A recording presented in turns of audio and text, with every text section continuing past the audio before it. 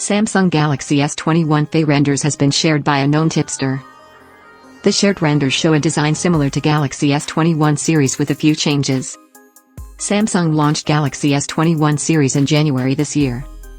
The lineup comprised 3 models: Galaxy S21, Galaxy S21 Plus, and Galaxy S21 Ultra.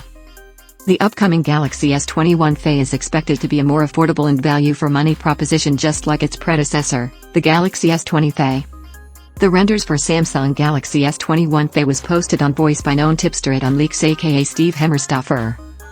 The renders detail the design of the upcoming smartphone, and the handset expected is to be fairly similar to Galaxy S21 and Galaxy S21 Plus smartphones.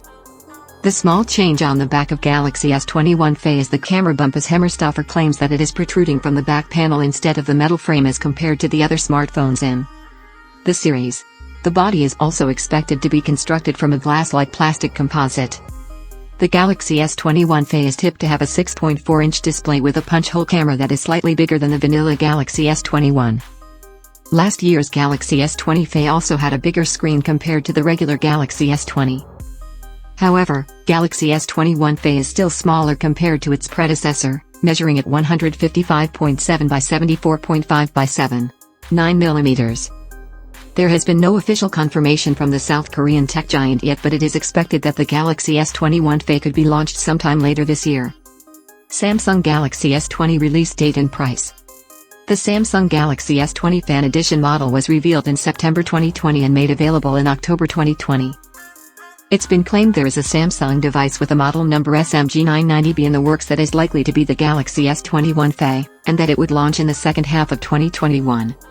With the Galaxy S21 series launching earlier than the Galaxy S20 series, it might be that the Galaxy S21 FE also arrives a little earlier than its predecessor.